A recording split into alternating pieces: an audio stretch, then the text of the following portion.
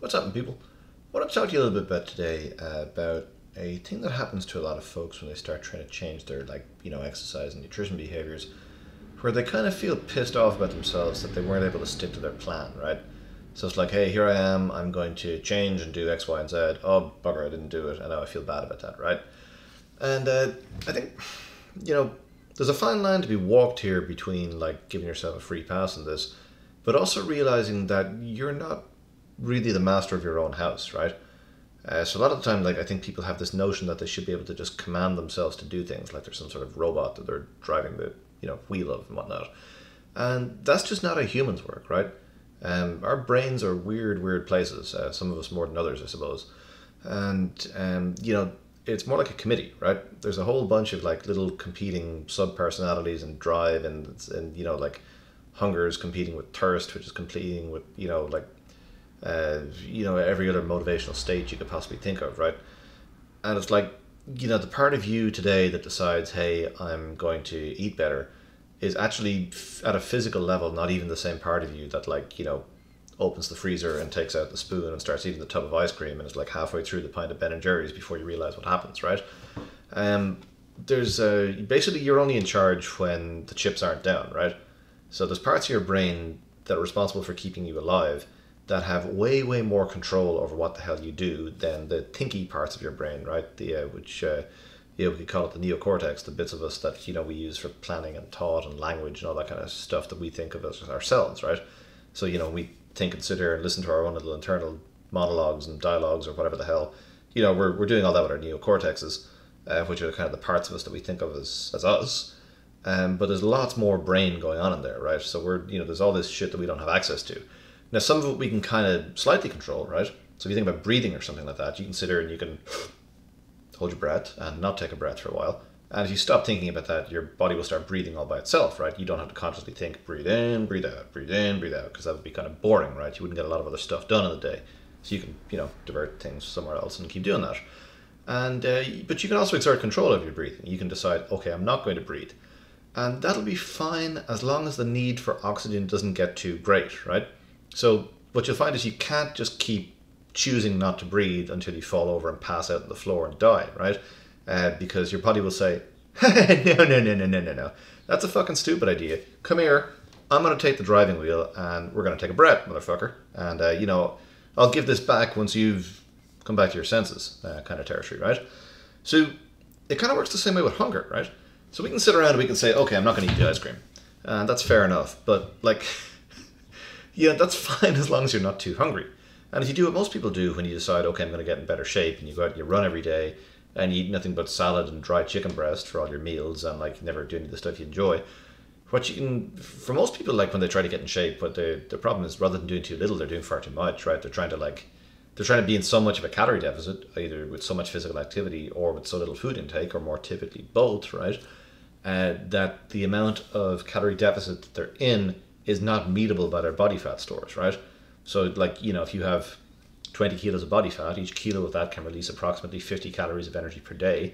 So you could, in theory, be in, what the hell is 20 times 50? Is that 2,000? Maths, it's 1,000, Will, for God's sake. You'd have to, excuse me, I have an 8-week-old at home and nobody sleeps as much as they used to. So, you could be in that scenario in about a 1,000 calorie deficit per day, and you could meet that from body fat in ideal conditions, right? The problem is, conditions are never ideal, right? So it would be awful to be in the maximum possible physiological body fat calorie deficit you could possibly be in. And if you go above that, it's like, what are you going to do, man? Your body has got no more energy to release from fat. So you can get through a couple of days, right? You can dig into things like glycogen stores. That'll be the stored carbohydrate in your muscles. We also store a decent amount of it in our livers as well, so we can kind of burn through that for a while. So then it's like, okay, well, glycogen stores are now empty. So here we are on day 2 or 3 of this insane diet and exercise plan. And it's like, food's still not coming in. We're out of muscle glycogen. We can't meet the energy from stored body fat. We could maybe cannibalize a little bit of muscle tissue, but there's not really enough of that to go around. That seems kind of dangerous because we could use the muscles from other stuff. So now all of a sudden a part of your brain called your hypothalamus is sitting there going, hey, we're pretty hungry. Dude, Mr. Neocortex man up there doing all that stupid thinking and planning. How about some food? And you can be going, no, shut up, we're fine, we're dieting. And then, okay, you get a little bit more hungry, your hypothalamus is like, hey, food, there's ice cream in the freezer. And one of the funny things about your hypothalamus, right? It's the part of your brain that controls all this bullshit, like, thirst and hunger and fatigue and sleep and your circadian rhythms and, mating behaviors and defensive aggression and things of that sort. Your hypothalamus can actually start influencing your perceptions, right? So if you get sufficiently thirsty, for example, very quickly you start seeing the world differently, right? The world starts looking very much like a place where you can get water and a place where you can consume water, and you actually start not seeing and perceiving all the parts of it not related to acquiring water, because we've decided this water thing is sort of more important than all the other shit you'd be paying attention to. And if you look at like these diagrams or like models of like the hypothalamus versus the rest of your brain, the hypothalamus has got like really, really big, strong connections leading up to the rest of your brain, and the rest of your brain has got little, smaller connections going back down into it. So you can see even at like a physical level, like when shit is particularly gnarly, who's going to be in charge here, right? And of course, the old parts of your brain nearer your brainstem are kind of like they govern the more fundamental systems. And like, yeah, we can abstract and intellectualize our way through all this kind of bullshit, but ultimately, like, when the chips are down, if you are hungry enough, you're gonna go eat, right? And if you've been starving yourself for several days, your hypothalamus is gonna go, all right, I don't know what the fuck is going on around here, but I'm grabbing you with the scruff of the neck, I'm marching you down to that fridge where I know the ice cream is, and you're gonna eat it. And actually, people who suffer from like binge eating disorders report this. They report this kind of like out of body experience type thing, where they're almost watching themselves eating the bags of Doritos and ice cream and whatever the hell else. And afterwards, kind of like they'll report this feeling of losing control kind of thing. And it's like it all stems back to this problem of like, who the hell is you, right? Who are you, the one who lost control? It's like, because you're not just the part of you that you hear when you think in your head, right? You're this entire like ridiculously complex system of integrated systems all working together. So it's not reasonable to think that you can just think your way into defeating like the strongest motivational drives that evolution has come up with to keep thousands upon millions of generations of ancestors all the way back to like the smallest creatures with brains from 1 billion years. That's beyond your power, right? You cannot just infinitely resist. So you can sit there and you can say, okay, yeah, I'll just have willpower. It's like, everybody's got willpower until they're fucking hungry, man. Like, you can't, it's like you versus the fundamental drives of all life. You're not going to win, right? That's like ridiculously arrogant to think you can just like bully your way through that. So, you're basically, your hypothalamus is much stronger than you are, but you're smarter than it is, right? You can't beat it in a straight up fight. You can't just sit there and say, I'm not going to breathe and I'm not going to drink water, I'm not going to eat, when these are options that are available to you. Because eventually it's going to win and you're going to do it, right? But you're much smarter. You can outsmart it. You can plan your environment and you can set things up so that these motivational states never rise up to be more important than whatever your plan is as far as like the overall brain system of you is concerned, right? So you should think about it more like this way. It's like, okay, I want to not eat the ice cream in my fridge. Well, firstly, can I set up my environment a little bit differently here? Can I plan ahead in a scenario when I'm more in control for whoever the hell I am? But when, the part of me that wants to not eat the ice cream is in charge, can I just get that shit out of my house, right?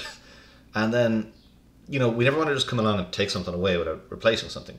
So, it's like, okay, well, I know at some point I'm going to feel an ice cream craving at some stage. So what can I do? Can I have something else that's sufficiently close to that it kind of scratches the same itch, but doesn't actually spin me off into some world I don't want to be in, right? So a great example of that is like protein ice cream, right? You take like 3 cups of berries, you take a scoop of protein powder, you take a cup of like almond milk, blend it all together to make like a thick ice cream like kind of thing. You can leave that lying around, put that in your freezer instead. It's delicious and has like 200 calories rather than like the 1200 you get in a tin of Ben and Jerry's, tin, tub, whatever they come in. So it's like, we acknowledge, firstly, we're going to get there. We're going to have all these ridiculous, shitty cravings at some point. So can we have better options available? Maybe you want something crispy and salty, so you'd rather not eat an entire tube of Pringles. But hey, maybe you could make some popcorn, right? And maybe you could do it with like, one of those air popper devices, so you don't have to put a load of butter and salt in it. You can do that in the stove as well. You just keep shaking it so it doesn't stick and burn. But like, you take popcorn that doesn't have like butter or, vegetable oil or something on it. That's like 80 calories in 3.5 cups. It's got a bunch of protein and fiber. Keep you all full. Put a bunch of salt and pepper on that. It tastes quite delicious and fills up a lot of space, right? So, okay, I've got this craving for crisps. Can I go off and can I satisfy enough of that with something better, i.e. something that has more nutrients and fills me up for longer with less calories? And then, okay, good. So I can have that plan in place before I get the damn cravings. Of course, there's no point talking about all this while it's actually happening, right? Because when you are on the way to the fridge to open it up and take the ice cream out, it's probably a little bit too late. We're kind of we're talking about closing the gate long after the horses have run away here at that point. So can we come back in time a little bit and can we say, aha, I'm going to use this memory that I've got here to remember that this shit's happened before. So I think back through my day and think, okay, what happened, well, I had that 6 hour long gap between like lunch and dinner, so I was actually starving, right? And of course, when I was really hungry like that, I'm no longer able to just control all those like more fundamental drives like hunger and thirst and whatnot. So, I'm going to plan a snack. I'm going to have like an apple and a piece of cheese or something like that between lunch and dinner so that, when I get to the evening time, when I know I have trouble resisting all these snacks, I'm not fucking hungry. So it's easier. So it's these kind of things. It's setting yourself up for success. So like, just trying to command yourself to change and just using all this willpower and white knuckle type stuff. If that's your framework, you're always going to feel like a failure, right? Because you're doing something that's fucking impossible, right? You cannot defeat evolution. You cannot defeat all these drives that are responsible for keeping you alive and keeping you moving, right? At least not without like some ridiculous cost to yourself. So you don't do it. You go around, you outsmart it. You use we spend all this time evolving these neocortexes for thinking and planning and logical thought and all this kind of bullshit. Use them. Use the advantages that you have and actually come up with some sort of logical thought through plan in order to do this. Don't get too hungry.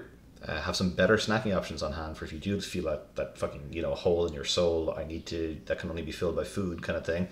Find some stuff that takes up a lot of room but doesn't have so much calories that you can like actually snack on that is delicious. Do that instead, and rock and roll like that.